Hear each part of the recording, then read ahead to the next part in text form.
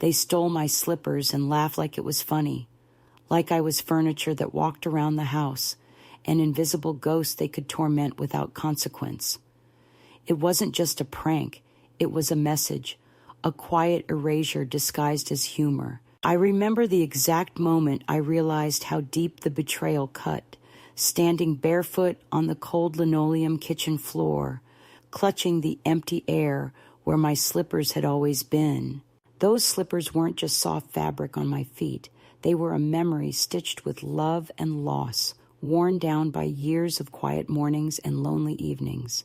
They were a gift from my late husband, handed to me on a chilly autumn day, decades ago, when the leaves were just turning gold and the air smelled of wood smoke. He had smiled shyly, the kind of smile only a man who loved you more than life itself can give, as he slipped those slippers onto my feet for the first time, and I felt like I was wrapped in his arms, even when he wasn't there.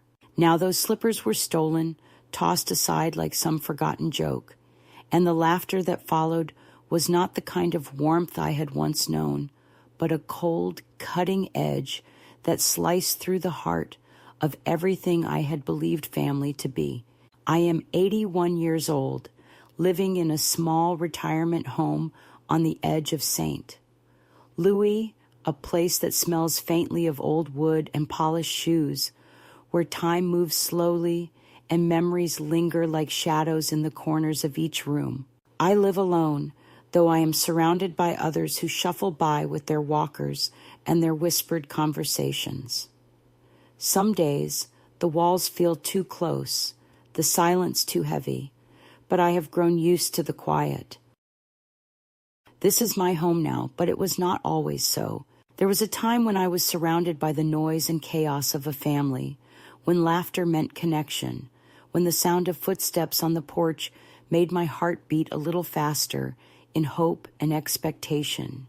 That hope was shattered one afternoon when the slippers disappeared, and with them the fragile thread that tied me to the people I once called my own. It happened during a family visit, a day that was supposed to be filled with warmth and reunion, but instead was marked by subtle cruelty dressed as jest.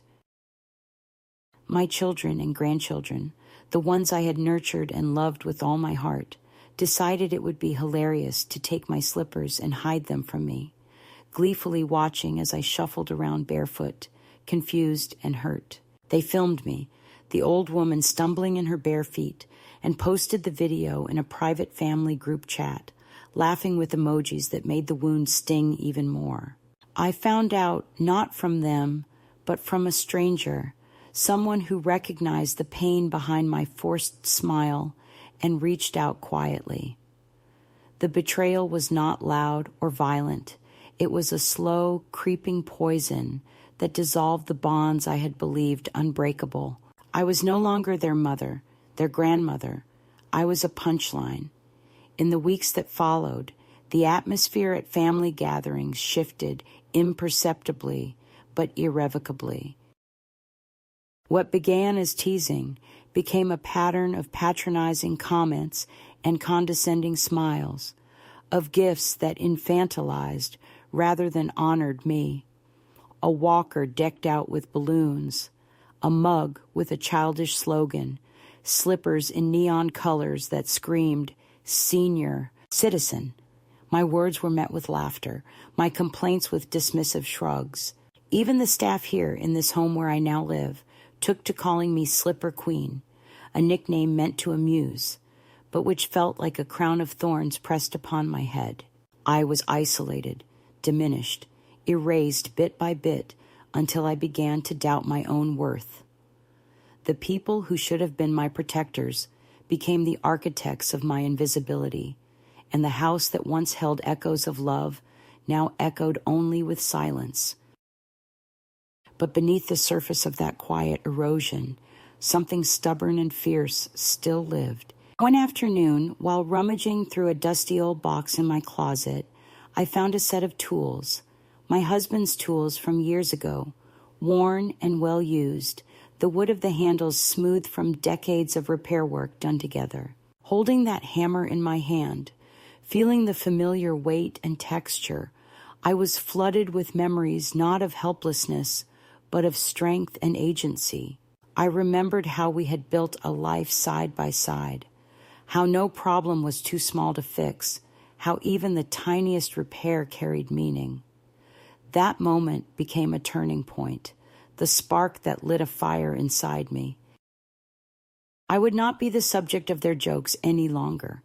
I would claim back my dignity, even if it meant standing alone.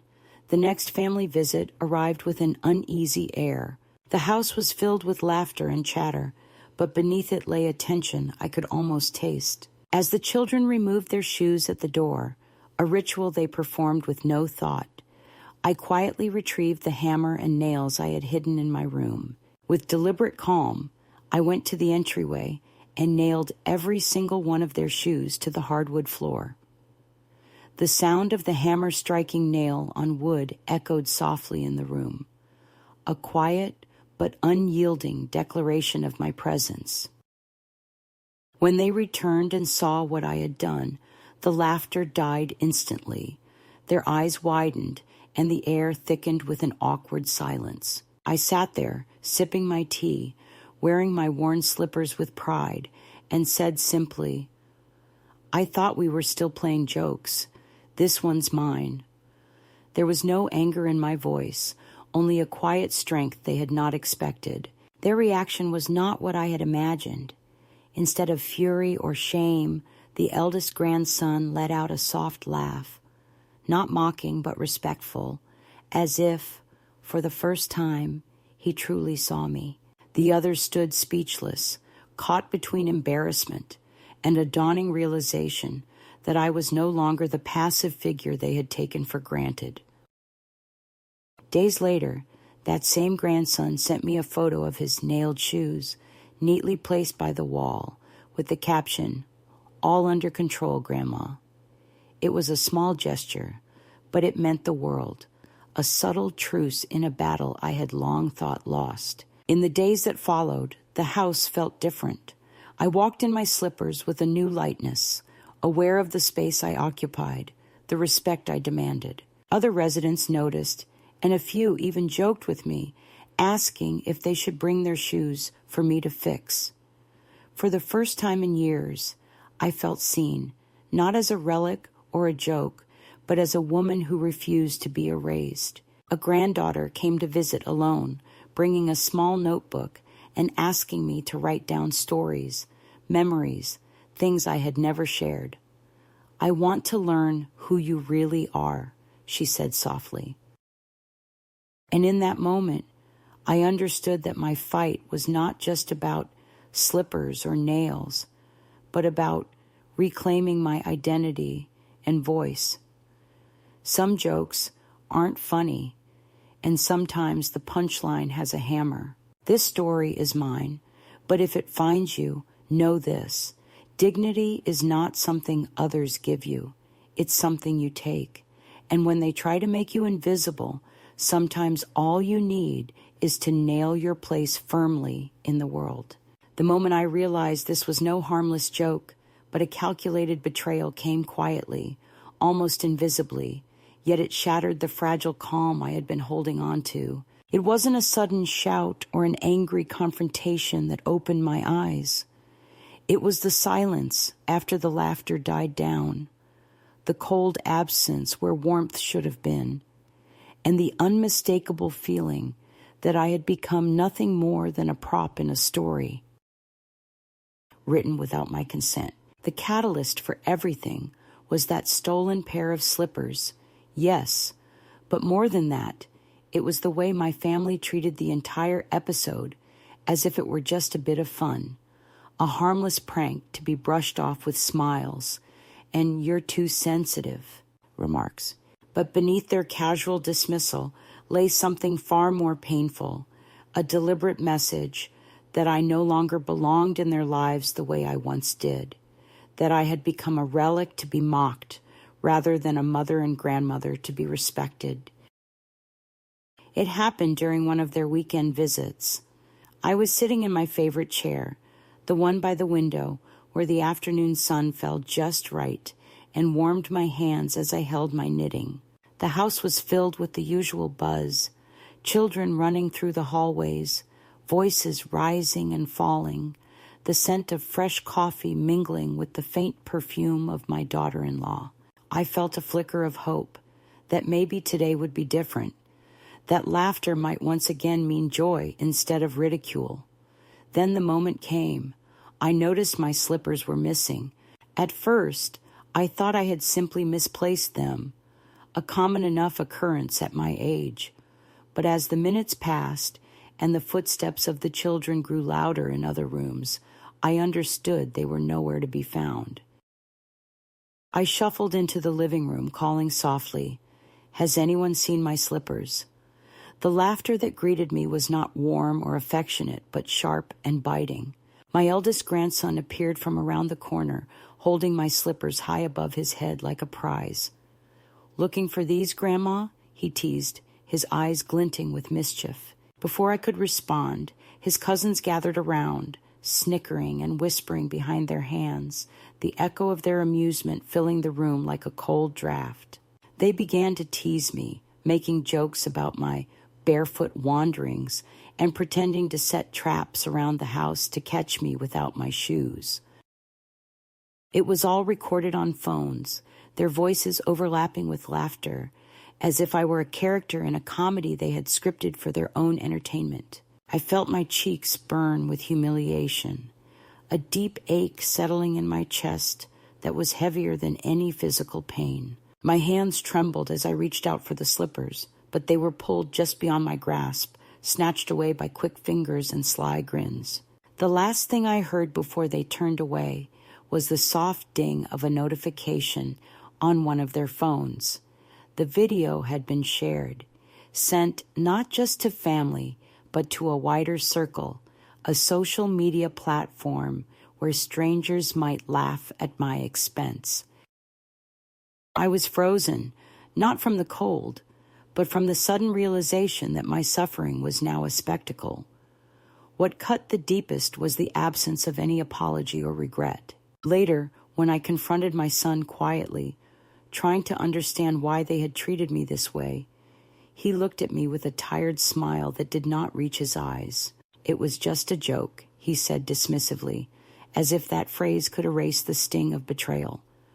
"You're overreacting. We all need to lighten up a bit." The casual tone, the impatience beneath it, wounded me more than any harsh word could have.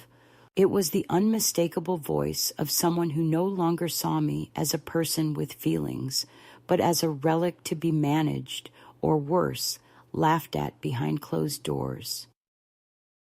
Days passed, but the weight of that moment lingered, growing heavier with each quiet meal, each awkward silence at family gatherings where the stolen slippers were never mentioned, as if pretending it hadn't happened would make it disappear. I found myself shrinking inside, avoiding their calls, retreating into the solitude of my small room, where the only sound was the soft rustle of my knitting needles and the distant hum of life outside my window. The betrayal was not just in the theft of my slippers, but in the collective denial of my pain, the unspoken agreement to erase me from the narrative of their lives. And yet, even in that darkness, a quiet resolve began to take root. I realized that this act of cruelty, as small as it might seem to them, was the final thread in a long unraveling of respect and dignity. It was the moment I understood that the family I had known was changing, or perhaps revealing itself, and that I could no longer play the part of the quiet, compliant mother or grandmother.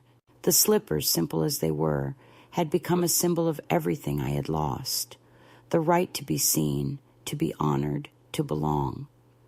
The catalyst did not end with anger or tears. It marked the beginning of a journey I was forced to take alone. I began to see the cracks in the facade of my family's kindness, the subtle ways they dismissed me as an inconvenience rather than an elder deserving of care and respect.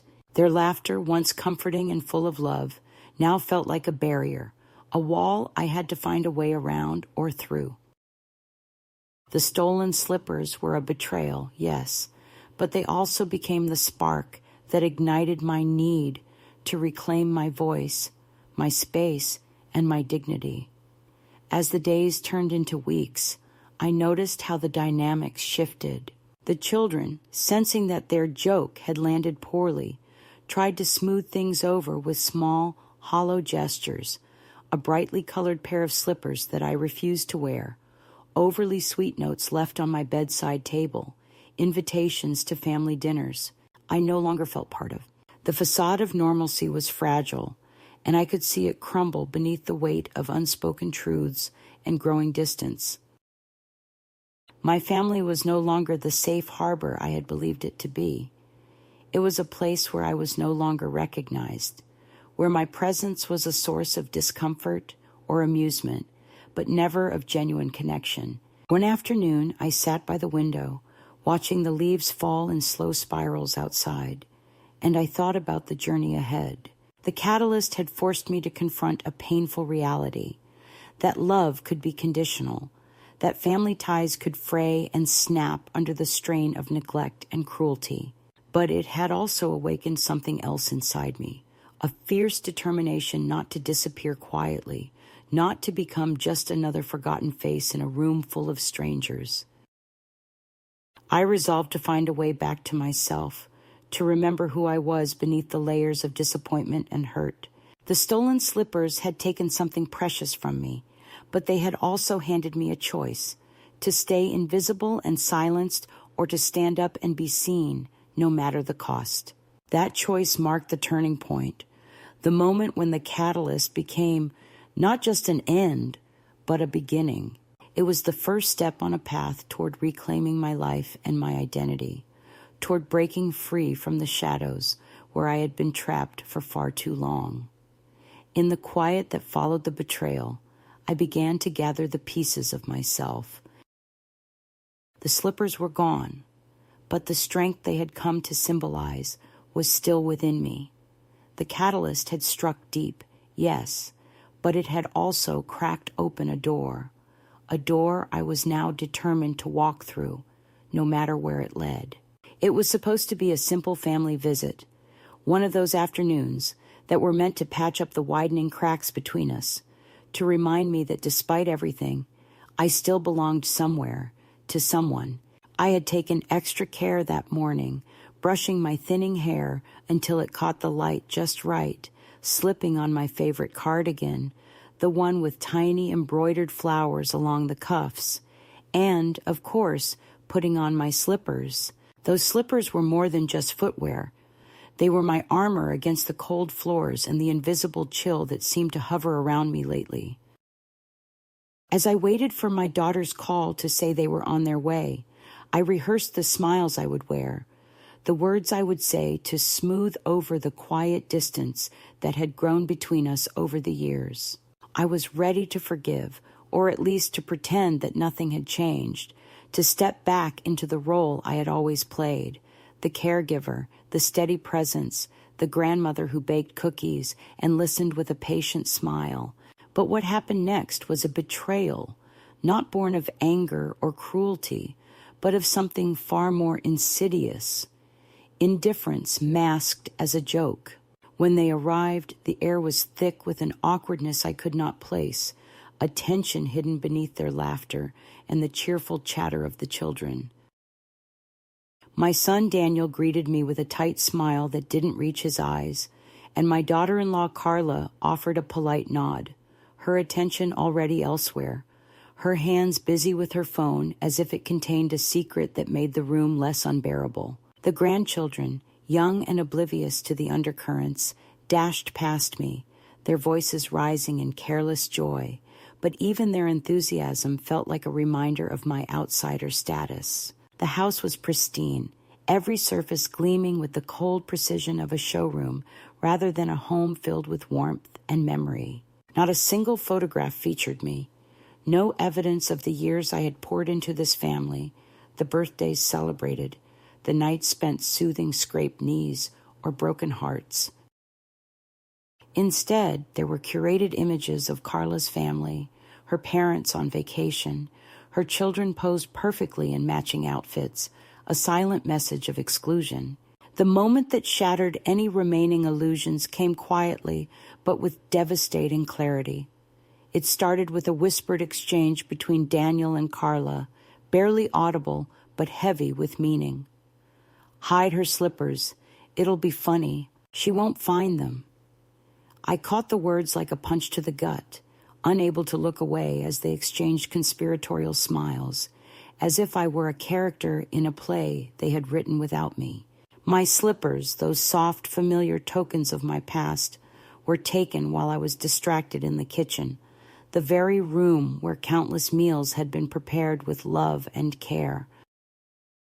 When I realized what had happened, I searched desperately, my feet aching against the cold tiles, my hands trembling as I called out for them, but my pleas were met with stifled giggles and the cold edge of mockery. They filmed me, the old woman shuffling barefoot, confusion clouding my eyes as I tried to gather my dignity from the floor like shattered glass. The video was shared first in a private family group chat, then, without my knowledge, posted to social media where strangers could watch and laugh. It wasn't just the loss of the slippers, but the way they weaponized my vulnerability, turning it into entertainment. A stranger, seeing the clip, reached out with a quiet message of sympathy, a lifeline in a sea of humiliation. The laughter in that video was not the warm, shared joy I remembered from family gatherings.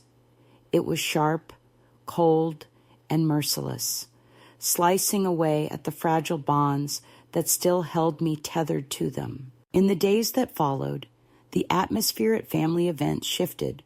What had begun as a joke hardened into a pattern of dismissiveness and passive cruelty.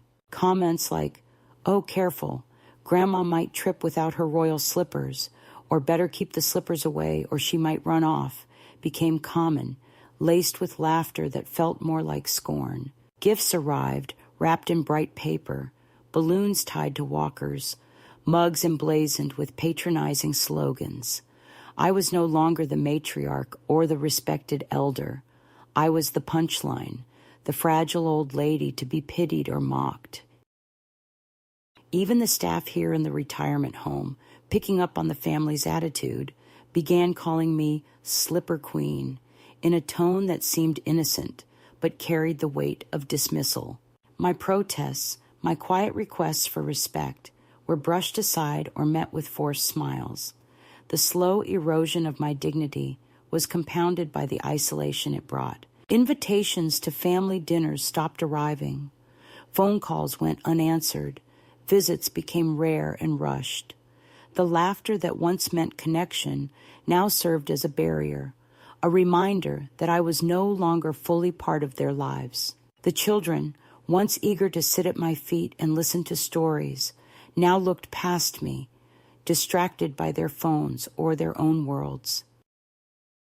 The warmth of family gatherings was replaced by a cold formality, a scripted politeness that left no room for the woman I was beneath the wrinkles and fading strength. I found myself retreating into the corners of the room, shrinking from the glare of those who once loved me, my heart heavy with a loneliness that words could not capture. Yet beneath this growing shadow, a flicker of defiance stirred. One afternoon, while going through an old box tucked away in my closet, I found my husband's tools, worn and familiar, the wooden handle smooth from years of use. Holding that hammer again, feeling its solid weight, I was transported back to a time when I was not just an observer of life, but a builder of it. The memory of fixing creaky doors and loose cabinet hinges with him by my side reminded me that I was not helpless, not invisible, not a joke to be laughed at and forgotten. It was in that moment that I resolved I would reclaim my dignity, my identity, and my place in this world, even if it meant standing alone against those who sought to diminish me. The next family visit arrived with the usual fanfare, but a new undercurrent of tension. As the children took off their shoes at the door, I quietly retrieved the hammer and nails I had hidden away, my hand steady despite the pounding of my heart. With deliberate care, I nailed their shoes to the hardwood floor, each strike a quiet declaration of my presence and strength. When they saw what I had done, the laughter died in their throats, replaced by a stunned silence that filled the room with an electric charge. I sat calmly, my slippers warm beneath me, sipping tea as if nothing had changed, and said, "I thought we were still playing jokes. This one's mine." The shift in the room was palpable, and for the first time in a long while, they looked at me not as a figure to mock, but as a woman who refused to be erased. This act was not out of anger, but a reclaiming of self, a boundary drawn firmly in the dust of their indifference. It was a turning point, a moment when the quiet victim became the quiet warrior. The eldest grandson, who had once joined in the laughter, now looked at me with a new respect, a silent acknowledgement that the woman before him was no longer willing to be sidelined. The days that followed brought small gestures, a photo of nailed shoes with the caption, "All under control, Grandma," and a subtle shift in how they treated me. It was not forgiveness or reconciliation, but it was the beginning of a new chapter, one written on my terms, with the hammer as my pen and the nailed shoes as my declaration. Through this, I learned that dignity is not granted by others, but taken by oneself. Sometimes the hardest battles are fought not with words, but with quiet acts of defiance that speak louder than any apology. And sometimes the deepest wounds are healed not by those who caused them, but by the strength we find within ourselves to stand tall again.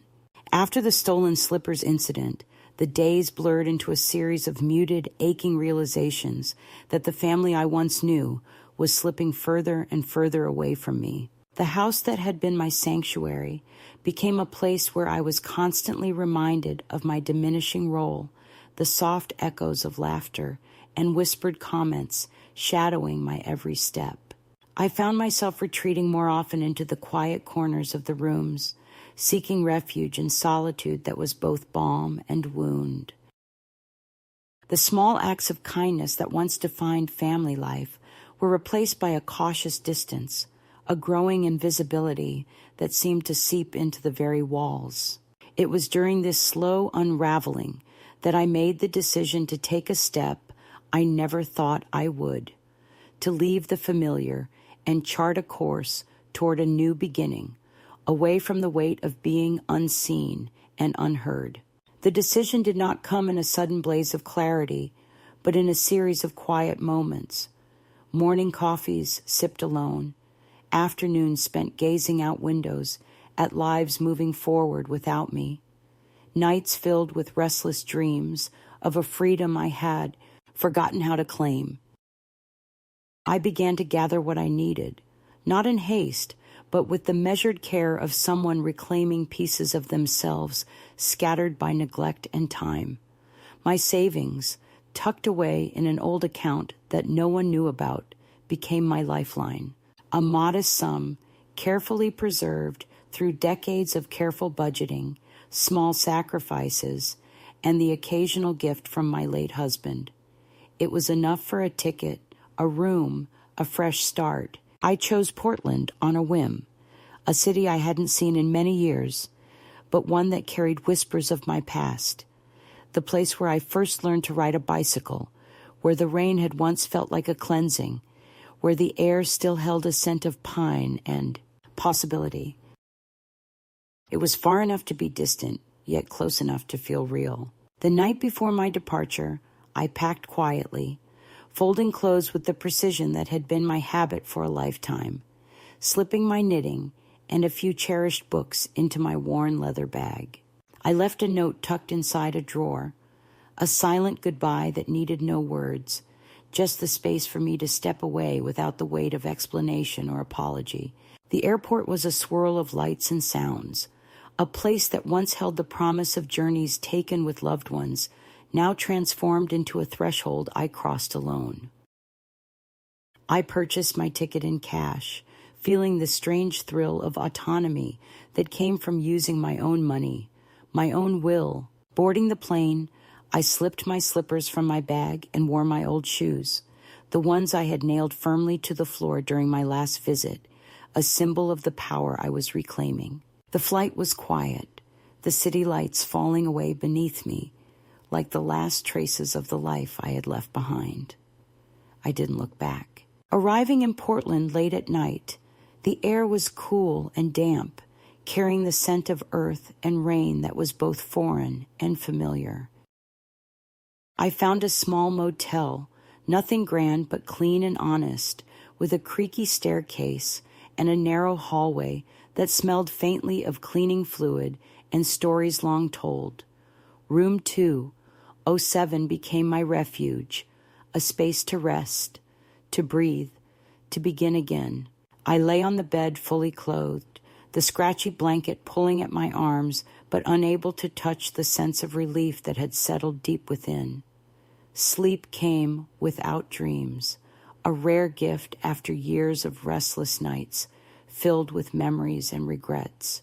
The following morning, the world outside was soft with morning mist, the neighborhood awakening in slow, gentle rhythms. I walked cautiously, my legs remembering the steady pace of years gone by, my hip reminding me of its limits but refusing to be an excuse. I stopped at a small bakery, the scent of fresh bread and coffee wrapping around me like an embrace. The woman behind the counter smiled kindly when I handed her exact change, and though she asked if I was from around there, I only replied softly that I used to be a long time ago. Her welcome felt genuine, a small thread of connection in a new tapestry I was beginning to weave.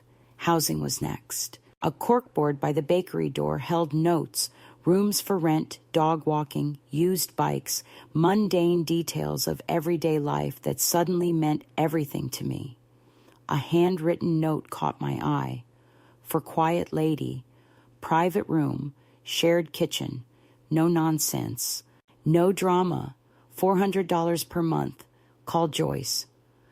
The blunt simplicity spoke to me, a promise of no pretenses, just an honest place to belong.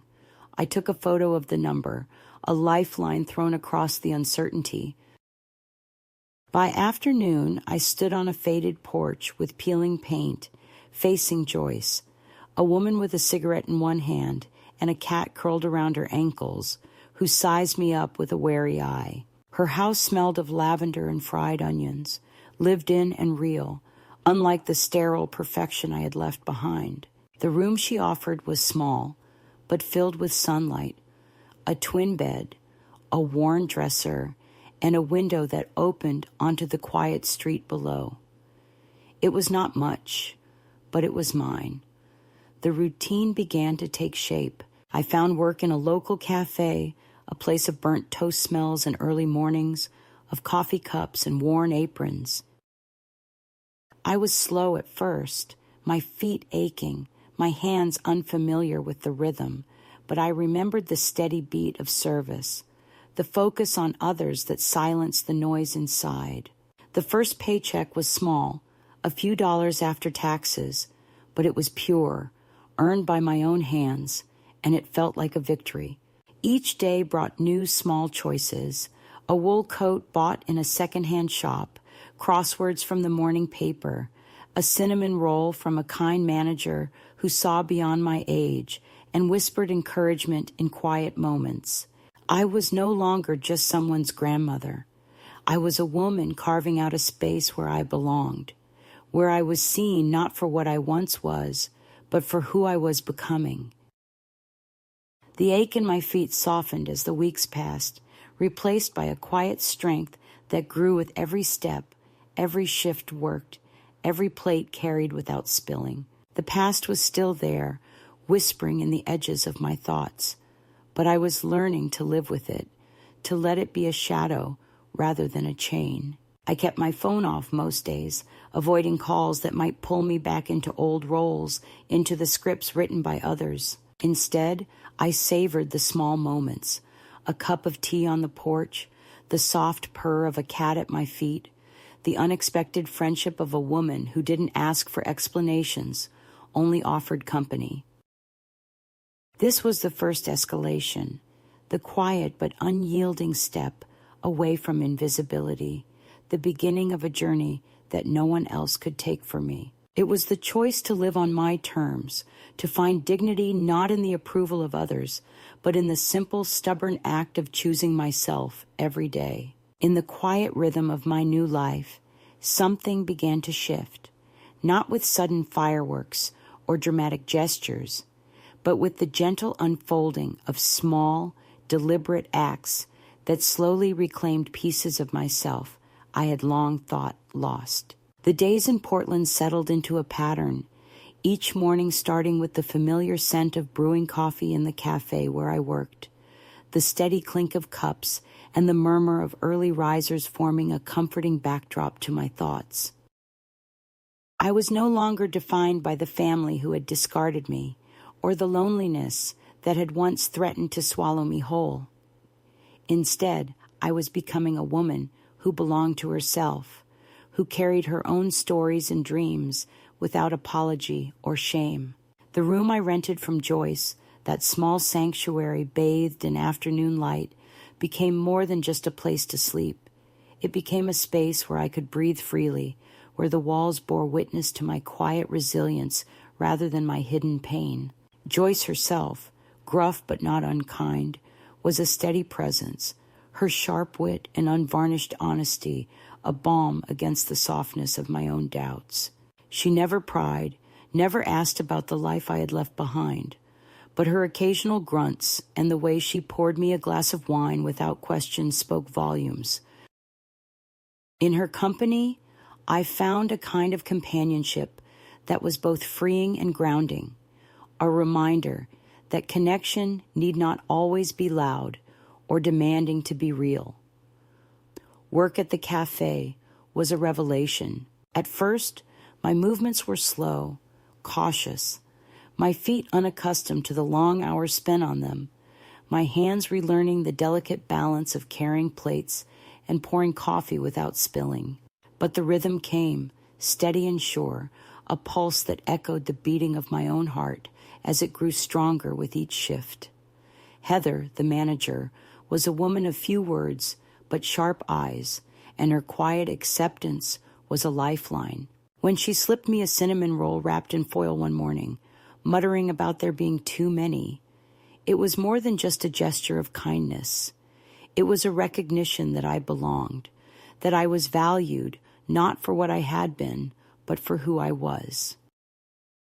Becoming, each paycheck was a small victory, a tangible proof of my independence and my ability to support myself. I began to carry my own money again, folding bills neatly into my worn wallet, feeling a thrill in the simple act of paying for things without needing anyone's permission or assistance. The first coat I bought, a navy wool piece with a subtle herringbone pattern, was not just clothing but a statement.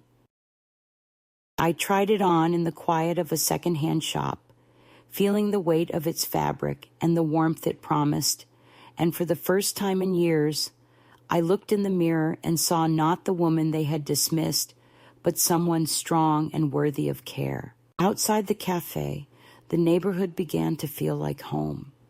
I wandered the streets on my days off, exploring parks and bakeries, discovering small corners of warmth in a city that had once been just a memory. The kindness of strangers, the gentle nods of recognition from shopkeepers, the simple pleasure of a scone bought with exact change, all of these threads wove together into a tapestry of belonging that wrapped around me like a soft quilt. It was a slow process, this reweaving of identity, but with each step I felt the bonds of the past loosen, making room for something new. Letters came from my grandson Kieran, the only family member who reached out without judgment or expectation. His words were cautious but filled with warmth, a bridge across the distance that had grown between us. When he visited, alone and unpressured, we shared quiet moments that were unburdened by the past, talking about books, birds, and the small joys that make life bearable. His presence was a balm, a reminder that even in the fractured landscape of family, pockets of love and understanding could still bloom. And yet, even as I built this new life, the shadows of the past lingered at the edges. The arrival of letters from my son and daughter-in-law, filled with thinly veiled accusations and demands, tested my resolve. They spoke of concern and reasonableness, but beneath the words lay an expectation that I would return to the role they had written for me, a role of obedience and invisibility. I read their messages carefully, folding them away like fragile paper boats in a stormy sea, and made the choice to hold my ground.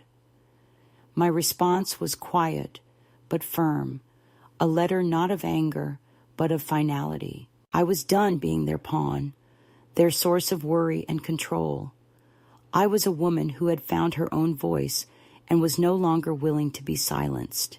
This midpoint, this turning inward and outward at once, was not marked by dramatic confrontations or grand declarations, but by a steady reclaiming of self. It was the moment when the pain of exclusion transformed into the power of choice, when the weight of loss was balanced by the lightness of new beginnings. In the quiet corners of my rented room, under the soft glow of a desk lamp, I began to write again, not letters to those who had hurt me, but to myself. Words of affirmation and hope, reminders of strength and worth, messages that no longer sought permission, but gave it instead. The transformation was subtle, but profound. I was no longer just surviving. I was living. The act of choosing myself every day, in small but meaningful ways, became an act of rebellion and resilience. The slippers they stole had been more than just shoes. They were a symbol of everything I had lost. But in reclaiming my story, I found something even more valuable: the freedom to walk my own path, in my own shoes, on my own terms. And in that freedom, I discovered a peace I had not known was possible. The quiet life I had begun to build in Portland, with its gentle rhythms and small victories, was suddenly unsettled by the arrival of echoes from a past I thought I had left behind. The second escalation, unlike the first, which was marked by a sudden departure and a symbolic reclaiming of self, crept in slowly, with the weight of old wounds and new expectations pressing down on me from unexpected directions. It began with a letter, its envelope plain, but the handwriting unmistakable, my grandson Kieran's. His words were cautious and kind, a lifeline reaching across the growing distance between us, a reminder that not all ties were severed. He spoke of worry, of missing me, of the family's unrest since my departure. But more than that, he offered hope, a fragile thread that invited me back into a connection on my own terms. Reading his letter in the quiet of my small room, I felt a flicker of warmth I hadn't expected, a softening of the hardened edges that had protected me for so long. Yet even as I held on to this hope, the storm of the past was gathering on the horizon. The days that followed brought a flurry of contact attempts, not just from Kieran, but from others I had once called family. Phone calls went unanswered, messages left unreturned, until finally the weight of their presence could no longer be ignored. One afternoon, as I was leaving the cafe after a morning shift, a figure stood waiting outside. It was Lisa, my daughter-in-law, her expression guarded, but her eyes betraying a mix of determination and uncertainty. The air between us was thick with unspoken history. As she stepped inside the cafe, her gaze scanning the room before settling on me. The place was nearly empty, save for the familiar presence of Arthur, the steady man who had become a quiet companion in this new chapter of my life. Lisa's voice was low, her words tentative, as she asked if we could talk privately. I nodded, gesturing toward an empty booth at the back, the kind of space where secrets and truths are often laid bare. Her explanation was a hurried attempt at reconciliation, framed by panic and regret. She spoke of the chaos on the day I was left behind, the frantic rush of boarding calls, the cranky children, the fear that I had somehow been lost in the shuffle. Her words were laced with excuses, apologies that felt rehearsed, yet heartfelt in their own flawed way. But beneath the surface, I saw the performance for what it was, a calculated effort to regain control, to rewrite the narrative that had been fractured by my absence.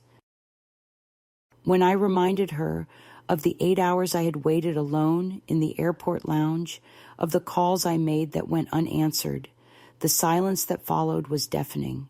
She looked down, her manicured hands betraying a tension that no words could ease. The arrival of a lawyer's letter shortly thereafter only confirmed the seriousness of their intentions.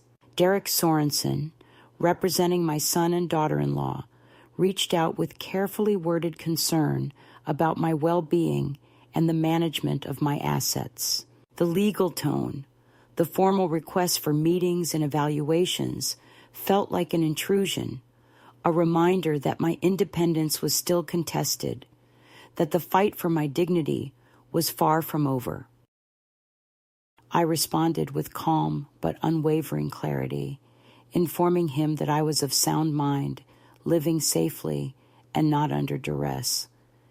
Any further attempts to contact me under the guise of concern would be considered harassment. This letter was my shield, my declaration that I was no longer the person they could manipulate or dismiss. Amidst this tension, Kieran's letters remained a constant balm. His words spoke of his struggles, his desire to understand, and his hope for a relationship unburdened by the past. When he visited, alone and unpressured, we found a fragile but genuine connection. We talked not of blame or loss, but of simple things, books, birds, the quiet joys that stitch a life together. His presence was a reminder that while some ties fray beyond repair, others can be rewoven with care and patience. The contrast between Kieran's gentle outreach and the heavy-handedness of the rest of my family was stark, a painful but necessary distinction. Then came the public exposure, a newspaper article that portrayed me as the missing matriarch, with my family's voices echoing concern and confusion. The piece was both a relief and a provocation, bringing my story into the open, but also exposing the performative nature of their worry. I read their words with a mixture of amusement and bitterness, the careful avoidance of the truth about the airport lounge, the portrayal of me as vulnerable and lost rather than as a woman who had made a conscious choice to reclaim her life. The article became a symbol of their inability to see me as I truly was, trapped in their need to control the narrative. Throughout this turmoil, Arthur remained a steady presence. His visits to the cafe, his quiet questions and stories offered a grounding counterpoint to the chaos.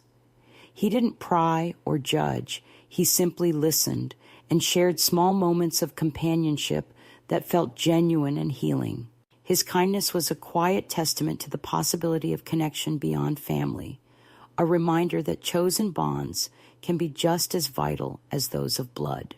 The tensions reached a head when Lisa appeared again, this time not just with words, but with a tangible offer of reconciliation, a small envelope containing money for Kieran, a peace offering wrapped in unspoken conditions. I accepted it not out of need, but as a gesture of closure, refusing to let it become a tool for manipulation. When she confessed that she never intended to replace me, but simply wanted space from my shadow, I saw in her words the complex blend of guilt and self-preservation that often colors family dynamics. My response was firm. I was no shadow to be cast aside, but a person reclaiming her own light. The visits from legal representatives, the persistent calls, the appearances of family members oscillated between confrontation and tentative peace. Each encounter tested my resolve, challenging the boundaries I had set, but also affirming the strength I had cultivated.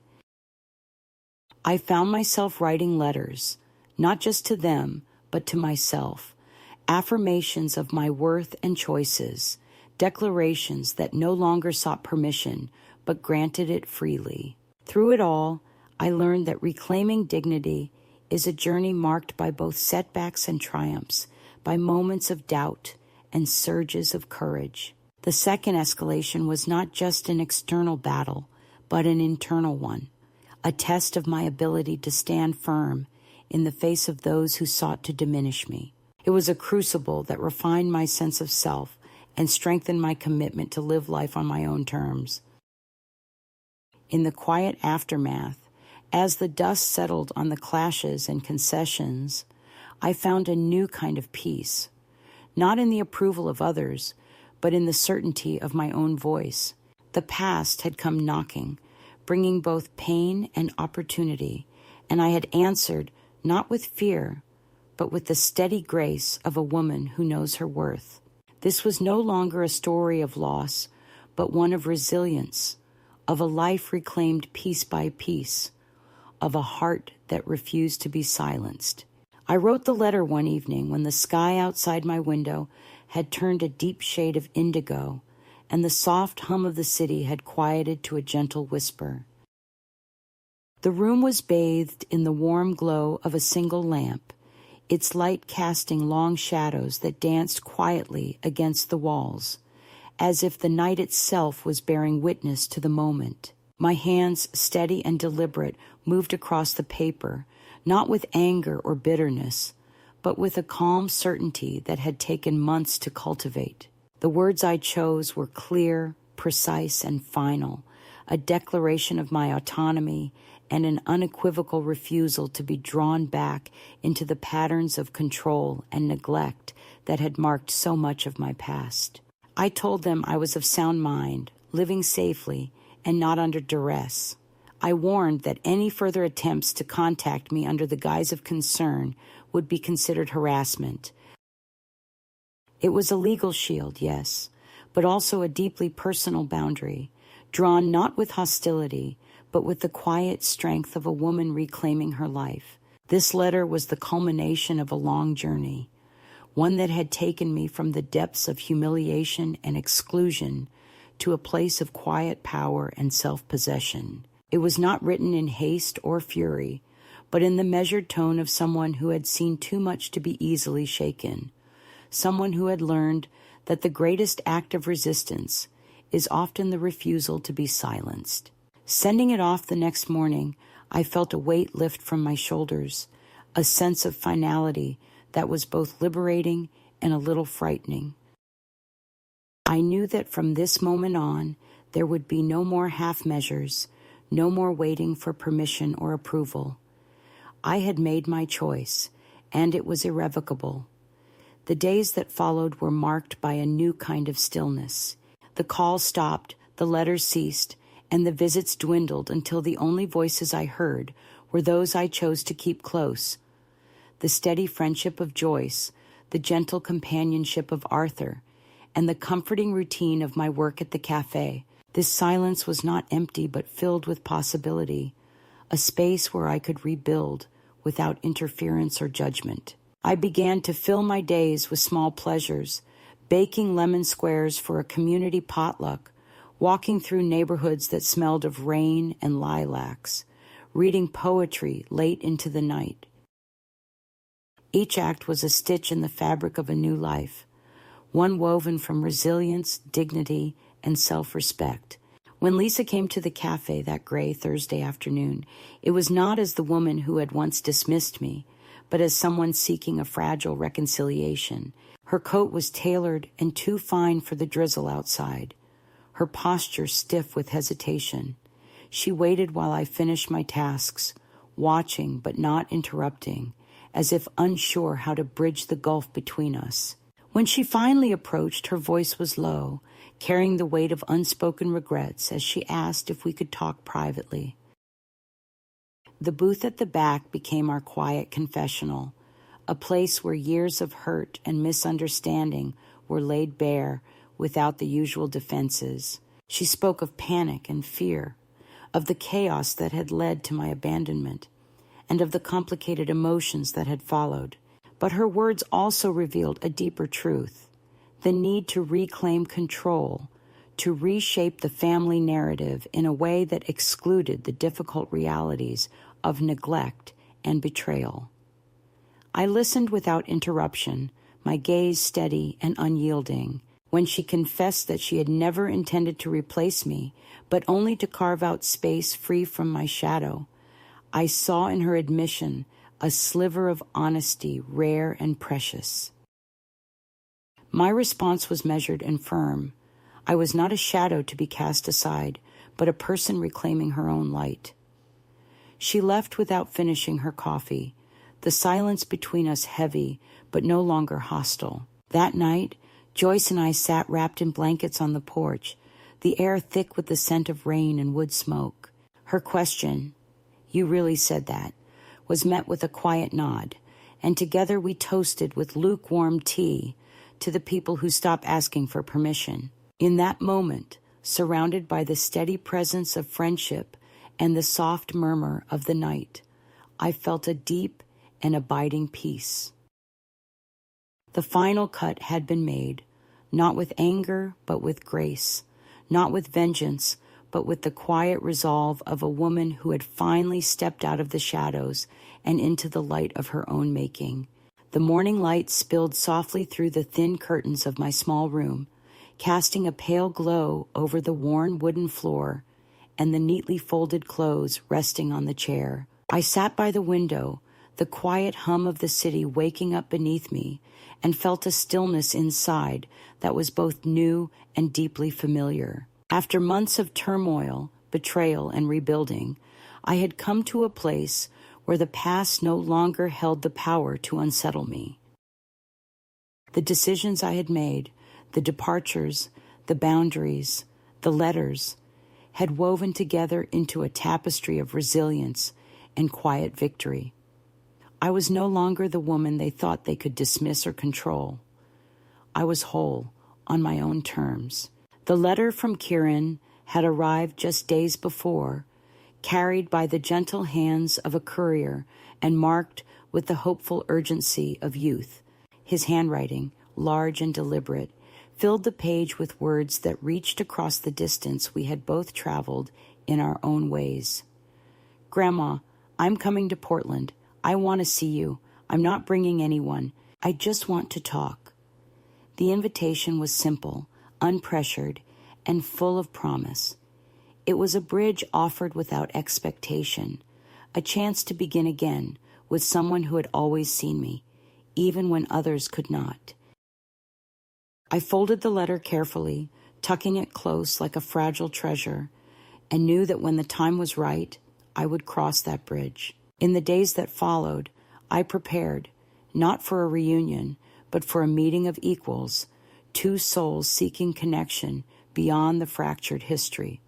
I chose my navy coat, the one that had come to symbolize my new life, and dressed with quiet care, not for him, not for anyone else, but for myself, for the woman who had reclaimed her story and walked steadily into the light. I did not tell Joyce where I was going, and she did not ask. There was a mutual understanding, a respect for the paths we each walked, sometimes together and sometimes apart.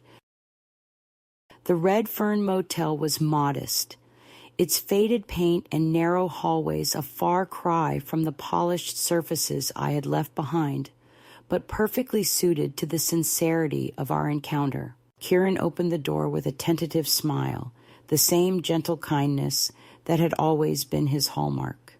We did not rush into embraces or apologies, but shared quiet moments filled with the unspoken understanding of two hearts healing.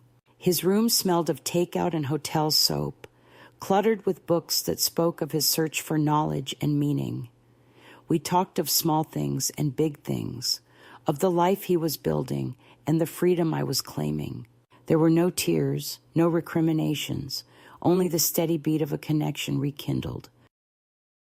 When he handed me a small bundle wrapped in paper, a collection of poems underlined with notes that spoke directly to my heart. I felt the profoundness of our bond, fragile yet enduring, marked by distance but not broken by it. The line that stayed with me, "There are women who rise not from fire, but from forgetting who told them they couldn't," became a mantra, a reminder of the quiet strength that had carried me through. Returning to the cafe the next day, I wore a new apron Heather had found in a clearance bin, its deep green fabric embroidered with the words, "Not your grandma's kitchen." The laughter it sparked was full and genuine, a celebration of the woman I was becoming. Arthur, ever steady, raised his mug in salute, a silent toast to the journey we had both traveled. At home, the familiar warmth of Joyce's kitchen awaited, the scent of garlic and slow-cooked meals filling the air. Franklin, the cat, greeted me with a grumble and a headbutt, the small rituals of daily life grounding me in the present. We ate quietly, sharing comfort without the need for words.